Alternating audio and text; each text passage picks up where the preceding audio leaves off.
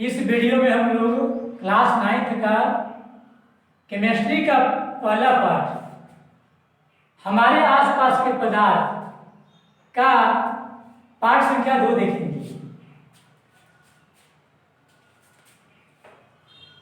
इसका पहला स्टार है पदार्थ की अवस्थाएं, स्टेट्स ऑफ मैटर। कहने का मतलब पदार्थ को देखिए आप बहुत से हैं। कुछ पदार्थ है जिनके कण बहुत निकट हैं, जिनके पदार्थ कुछ के कण बहुत ही बहुत दूर है, कुछ के न बहुत दूर है न बहुत निकट है। तो पदार्थ के कणों के आधार पर, उसके बीच लगने वाले बल के आधार पर उसे श्रेणियों में बांटा गया है। तो मूल रूप से पदार्थ के इस श्रेणी के अंतर्गत 3 अनुरूप में बांटा गया है: ठोस, द्रव, गैस। मतलब पदार्थ के मूल रूप से 3 अवस्थाएं हैं: ठोस, द्रव, गैस। देखिए यहाँ पर ठोस, द्रव, गैस। जब हम लोग ठोस पदार्थ को गर्म करते हैं, गर्म करते जाते हैं, तो धीरे धीरे धीरे धीरे वो मतलब द्रव में बदलने का प्रयास करता है, बदलता है। द्रव को गर्म करते हैं तो गैस बनता है। गैस मतलब वाष्प। अब इसको देखिए ठंडा करने पे, जब गैस को ठंडा करते हैं तो द्रव बन जाता है। द्रव क्यों बन गया? ये गैस किससे बना था? गर्म किए थे, मतलब द्रव को उष्मा दिए थे तो गैस बन गया। तो पुनः गैस से हम उष्मा ले लेंगे तो द्रव ही बन जाएगा। जब द्रव को ठंडा करते हैं तो ठोस बनता है। कहने का मतलब ठोस पदार्थ को हमने उष्मा दिया। क्या दिया? उष्मा। इसको हिट दिया तो क्या बना? द्रव। और फिर हम द्रव से उष्मा खींच लेंगे, ले लेंगे तो ठोस ही बन जाएगा। आखिर ये ठोस पदार्थ द्रव क्यों बना? क्योंकि इसको उष्मा दिया गया था। इसको उष्मा दिया गया तब ना द्रव बना। यानी कि स्पष्ट है इसमें से पुनः उष्मा ले लिया जाएगा तो फिर ठोस बन जाएगा। याद रहे, ठोस को गर्म करने पर द्रव बनता है, द्रव को गर्म करने पर गैस बनता है, गैस को ठंडा करेंगे तो द्रव, द्रव को ठंडा करेंगे तो। इसका उदाहरण दे रहे हैं आपको हम एक बर्फ का। बर्फ देख रहे होंगे आप लोग। जो जल है, जल 3 अवस्थाएं पाया जाता है। एकमात्र जल है जो 3 अवस्था में पाया जाता है: ठोस, द्रव, गैस। तो जो बर्फ होता है या किस अवस्था में होता है? ठोस, ठोस होता है। अब जब इसको हम गर्म करेंगे हल्का सा तो पिघलने लगता है। ये वायुमंडल में भी रखेंगे तो वायुमंडल की गर्मी पाके पिघल जाता है। तो क्या हो गया? उस समय पे द्रव हो गया। क्यों?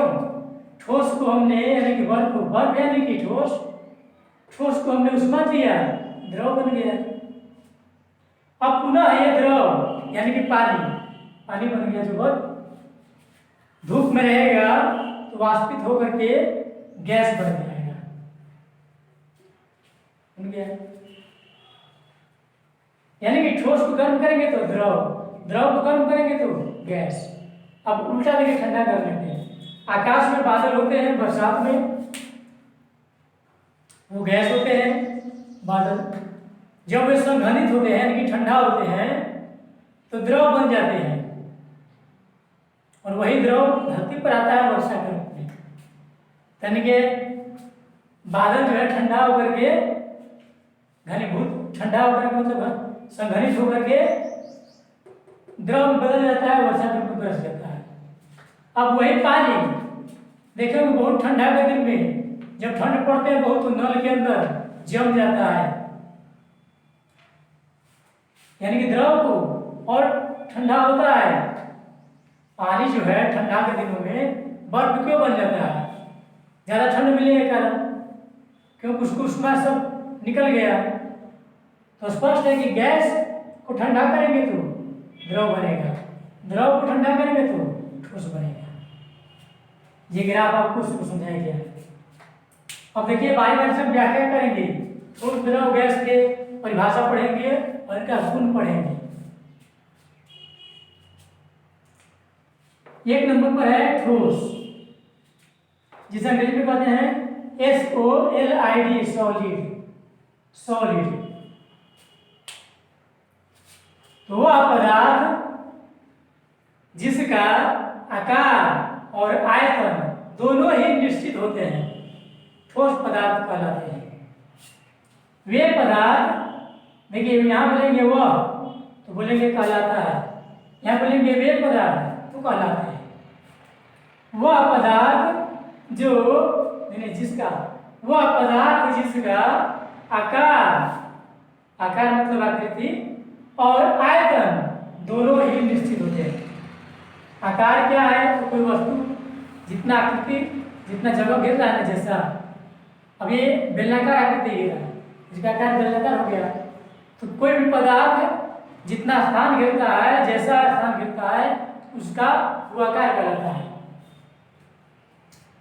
तो पदार्थ, वह पदार्थ जिसका आकार और आयतन दोनों ही निश्चित होते हैं, क्या कहलाएगा? ठोस। ठोस का गुण क्या आएगा? प्रॉपर्टीज।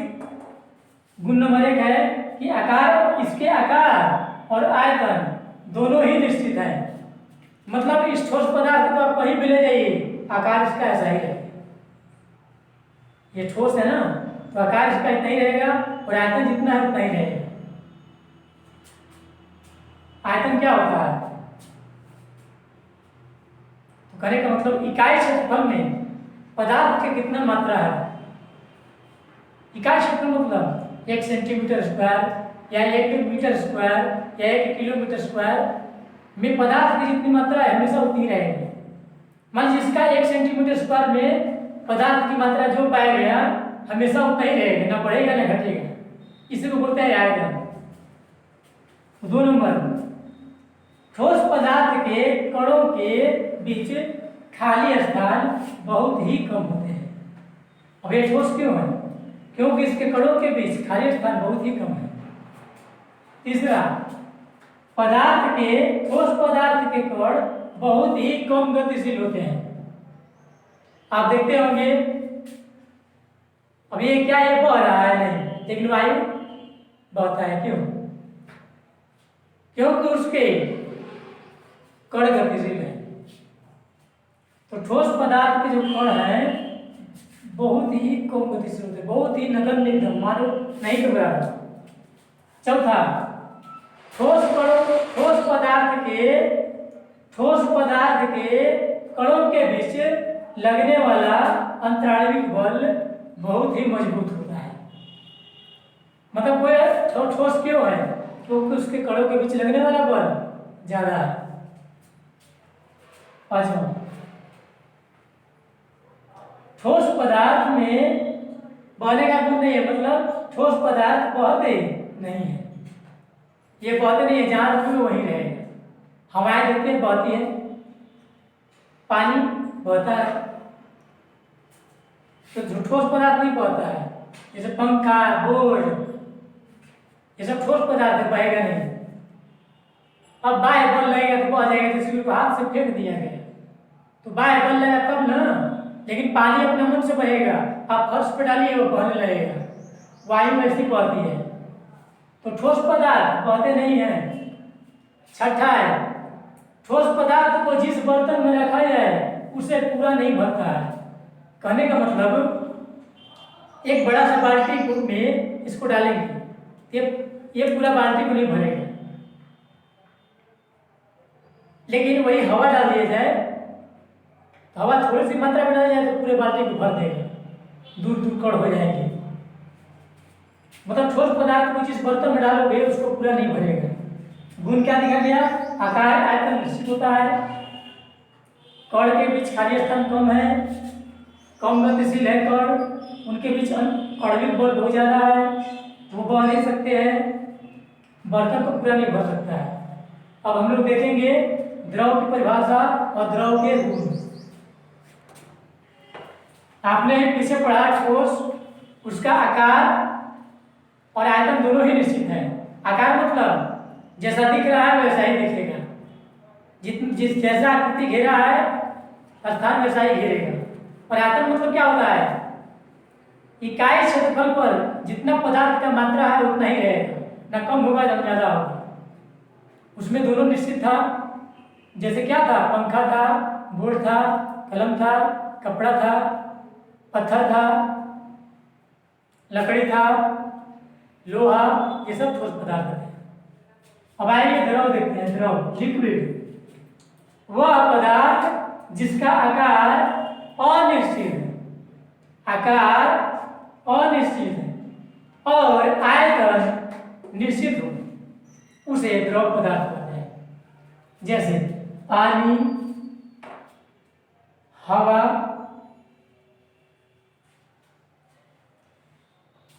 हवा हालांकि गैस में जाएगा, ऐसे जिसमें बहने का गुण होता है उसे द्रव कहते हैं। जिसमें हम हवा को नहीं लेंगे, वो मानिए वाष्प है। पानी हो गया आपका द्रव है। इसी प्रकार पारा हो गया, ब्रोमीन हो गया, ये सब क्या है, द्रव पदार्थ है। इसका जो आकार होता है निश्चित होता है।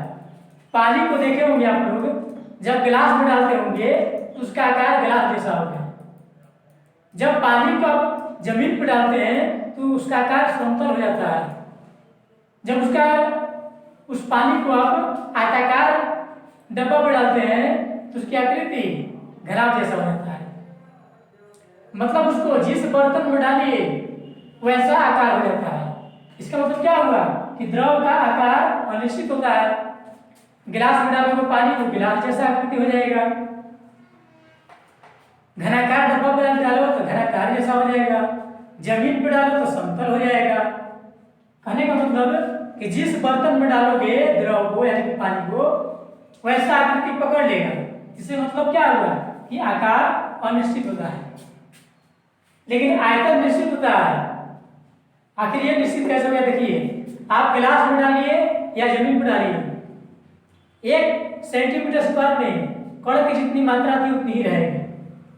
पदार्थ की मात्रा मतलब पदार्थ की मात्रा उतनी ही रहेगी। तो आकार अनिश्चित, आयतन निश्चित। गुण देखिए, इसका आकार अनिश्चित तथा आयतन निश्चित होता है। 2 नंबर, इसके कणों के बीच खाली स्थान ठोस के अपेक्षा अधिक होता है। अभी पीछे पढ़े, ठोस के बीच खाली स्थान बहुत ही कम होता है। तो जो द्रव है इसको में कुछ ज्यादा होता है ठोस के अपेक्षा। तो इसके कणों के बीच खाली स्थान ठोस के अपेक्षा अधिक होता है। नंबर 3, इसके कण ठोस के अपेक्षा अधिक गतिशील होते हैं। क्यों गतिशील है? क्योंकि कण दूर दूर है, आकर्षण शक्ति कम है। चौथा, इसके कणों के बीच लगने वाला बल यानी कि इसके कणों के बीच लगने वाला अंतराणविक बल ठोस के अपेक्षा कम होता है, इसलिए तो ये बहता है। ठोस क्यों नहीं बहता है? उसका जो बल है बहुत ही मजबूत है। इसका जो बल है ठोस के अपेक्षा कमजोर होता है। 5वां, ये बहते हैं, मतलब ये ठोस के अपेक्षा बहुत ही अधिक बहते हैं। पानी देखे होंगे नहीं बहता है। पानी को आप फर्स्ट डाल दीजिए, इधर उधर बहने लगेगा ढलान लेकर के। इसमें बहने का गुण होता है। जिस बर्तन में डालते हैं पूरा नहीं भरता है। कहने का मतलब 1 गिलास पानी लिए किसी कमरा के अंदर डाल दिए, क्या ये पूरा कमरा को भर दिया? नहीं। हवा डालेंगे तो हवा भर देगा, पूरा कण दूर दूर हो जाता है। तो आपने देखा कि ठोस का भी पूरा बर्तन नहीं भरता है, द्रव भी पूरा बर्तन नहीं भरता है। ठोस का आकार आयतन दोनों निश्चित था, लेकिन इसमें आकार अनिश्चित है। ठोस के खाली स्थान कण के बीच बहुत ही कम था, लेकिन इसमें ठोस के अपेक्षा ज्यादा है। ठोस के जो कण थे गतिशील नहीं थे, मतलब बहुत ही नगण्य थे, लेकिन इसका ठोस के अपेक्षा ज्यादा गतिशील है। ठोस के कण के बीच अंतराणविक बल बहुत ज्यादा होता है, लेकिन इसमें ठोस की अपेक्षा कम होता है। ठोस बहते नहीं है लेकिन ये बहते हैं। अब हम लोग देखेंगे नंबर 3, गैस देखेंगे। अब हम देखेंगे गैस। आपने अभी पीछे पढ़ा द्रव। द्रव क्या है? तेल हो गया, पानी हो गया, पेय पदार्थ हो गया, ये सब आपके द्रव पदार्थ हैं। दूध हो गया।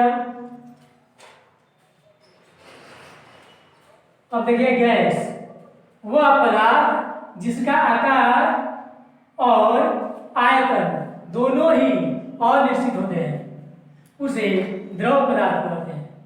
ठोस में क्या था? ठोस में आकार आयतन दोनों निश्चित था। गैस में क्या है? दोनों अनिश्चित है। इसका गुणधर्म देखिए, गुणधर्म प्रॉपर्टीज नंबर 1, गैस के आकार और आयतन दोनों ही अनिश्चित होते हैं। मतलब ना तो आकार सही वही रहता है, ना आयतन। आकार देखिए, कहने का मतलब आप गैस को लिए तो गैस को यदि आप गिलास में डालते हैं तो गिलास जैसा आकृति पकड़ लेगा। डब्बा में डालते हैं तो जैसा डब्बा का आकृति है वैसा आकृति पकड़ लेगा। कमरा में डालते हैं तो कमरा का आकृति पकड़ लेगा। मतलब आकार निश्चित नहीं है इसका। आयतन भी निश्चित नहीं है। क्यों? देखिए आयतन क्या होता है? इकाई क्षेत्रफल में पदार्थ की मात्रा। मतलब इकाई क्षेत्रफल में पदार्थ कितना है, आयतन होता है। कहने का मतलब कि 1 किलोमीटर स्क्वायर में मान लीजिए एक जगह 1000 व्यक्ति हैं, जबकि दूसरी जगह 1 किलोमीटर स्क्वायर में 1200 व्यक्ति हैं। मतलब क्या? उसका घनत्व ज्यादा हो गया। इकाई क्षेत्रफल पर जितना पदार्थ की मात्रा हो उसी को हम लोग आयतन बोलते हैं। तो कहने का मतलब जब गैस को हम गिलास में डालेंगे तो गिलास को पूरा भर लेगा। वहां पर देखा जाए तो इकाई क्षेत्रफल पर कण की जो मात्रा है वो, जब उसी गैस को आप कमरा में डाल देंगे तो कमरा को पूरा भर देगा ना, तब वही एक इकाई क्षेत्रफल में पदार्थ के कण की मात्रा कम हो जाएगा, क्योंकि कण फैल न गया इधर उधर। तो आकार और आयतन दोनों ही अनिश्चित है। इसके कणों के बीच खाली स्थान ठोस और द्रव के अपेक्षा अधिक होते हैं। मतलब ठोस से भी ज्यादा खाली स्थान होता है, द्रव से भी ज्यादा होता है। नंबर 3, इसके कण ठोस तथा द्रव की अपेक्षा अधिक गतिशील होते हैं। ठोस या द्रव दोनों से ज्यादा ये गतिशील होता है इसका कण। 3 नंबर देखिए, 4 नंबर देखिए, इसके कणों के बीच ठोस और द्रव की अपेक्षा अधिक अंतराणविक बल लगता है। मतलब ठोस से भी और द्रव से भी नहीं, उल्टा बोला गया हमको से। इसके कणों के बीच लगने वाला अंतराणविक बल ठोस और द्रव दोनों से कम होता है। इसमें बहने का गुण है, मतलब ये बहते हैं। जिस बर्तन पे डाला जाए उसे यह पूरा भर देता है। गिलास में डालोगे गिलास को भर देगा, कमरा में डालोगे कमरा को भर देगा। क्या पढ़े? आकार आयतन दोनों अनिश्चित, कण के बीच खाली स्थान ठोस द्रव दोनों से ज्यादा, कण गतिशील होते हैं ठोस द्रव दोनों से ज्यादा, अंतराणविक बल होता है ठोस द्रव दोनों से कम। कम है इसलिए कण दूर दूर है, ये दोनों से ज्यादा बहेगा। इसको जिस बर्तन में डालिएगा पूरा भर देगा। तो हमने इस तरह से ठोस द्रव गैस के परिभाषा देखे। अब हम लोग देखते हैं नेक्स्ट स्टार। मेरा अगला स्टार है पदार्थ के तीनों अवस्थाओं में अंतर। जैसा कि पदार्थ के मुख्य रूप से 3 अवस्थाएं हैं, ऐसे टोटल कुल 5 अवस्थाएं हैं। प्लाज्मा और आइंस्टाइन कंडेंसेट, जो आगे हमको बताएंगे। मूल रूप से 3 अवस्थाएं हैं पदार्थ, जो ठोस द्रव गैस है, जिनमें तीनों में हम अंतर देखते हैं। नंबर 1 ठोस। इसका आकार और आयतन दोनों ही निश्चित होते हैं।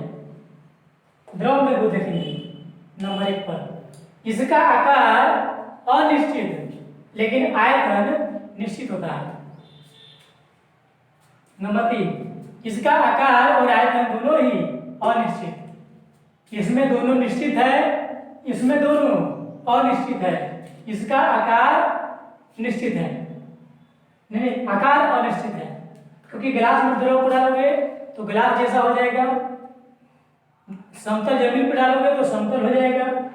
नंबर 2 देखिए, इसके कणों के बीच खाली स्थान बहुत ही कम होते हैं। इसमें देखिए, जिसके कणों के बीच खाली स्थान ठोस के अपेक्षा अधिक होते हैं। इसमें देखिए, इसके कणों के बीच खाली स्थान ठोस और द्रव के अपेक्षा अधिक है, मतलब इसमें दोनों की अपेक्षा ज्यादा खाली स्थान होता है। मानो ये ठोस है, यदि मान लो ठोस का कण है तो द्रव का इतना होगा, और गैस का ऐसे होगा। तो ठोस का कण क्या है, बहुत निकट होता है। ठोस के कणों के बीच खाली स्थान बहुत ही कम है, उससे ज्यादा द्रव में, उससे भी ज्यादा गैस में। ठोस पदार्थ के कण बहुत ही कम गतिशील होते हैं द्रव में। देखिए, इसके कण ठोस से अधिक गतिशील होते हैं। इसके कण ठोस और द्रव दोनों की अपेक्षा अधिक गतिशील है। वायु तेज बहेगा कि जल? वायु, वायु क्या है, गैस। इसका घनत्व अधिक होता है। घनत्व कहने का मतलब है कि ये इतना एरिया है, उतना ही एरिया पे इसका लिखा जाए, उतना ही एरिया पे इसका लिखा जाए। कहने का मतलब मान लीजिए ये इतना एरिया पे 500 लड़के बैठे हैं, और इतना ही एरिया पे यहाँ पर मात्र 300 लड़के बैठे हैं, और उतना ही एरिया में, उतना ही जमीन पर, मतलब मान लीजिए यहाँ पर मात्र 100 बैठा है, तो इसका घनत्व ज्यादा होगा। मतलब बराबर क्षेत्रफल में जहाँ पर कण ज्यादा हो जाएगा उसको बोलेंगे अधिक घनत्व। जैसे लोहा देखा जाए, पानी देखा जाए, लोहा का घनत्व ज्यादा हो जाएगा। क्यों? लोहा और पानी दोनों का यदि बराबर क्षेत्रफल देखा जाए तो लोहा में ज्यादा कण है। मतलब एक बित्ता लोहा का स्थान, एक बित्ता पानी का स्थान, दोनों में कण किसका ज्यादा होगा? लोहा का। तो लोहा का घनत्व ज्यादा होगा, मतलब जो जितना ही कठोर है वो उसका घनत्व ज्यादा है। जो ठोस होता है इसका घनत्व बहुत ज्यादा होता है। द्रव का घनत्व ठोस की अपेक्षा कम होता है। गैस का घनत्व ठोस और द्रव दोनों की अपेक्षा कम होता है। ये बहते नहीं है, द्रव बहते हैं, गैस सबसे अधिक बहते हैं। इसके कणों के बीच अंतराणविक बल बहुत ही अधिक होता है। इसके कणों के बीच अंतराणविक बल ठोस की अपेक्षा कम होता है, इसका बहुत ही कम होगा। इस प्रकार हम लोग इस वीडियो में ठोस, द्रव, गैस, पदार्थ के तीनों अवस्थाओं के बारे में जानकारी लिया। अब हम लोग इसके बाद हम लोग पाठ संख्या 3 में देखेंगे।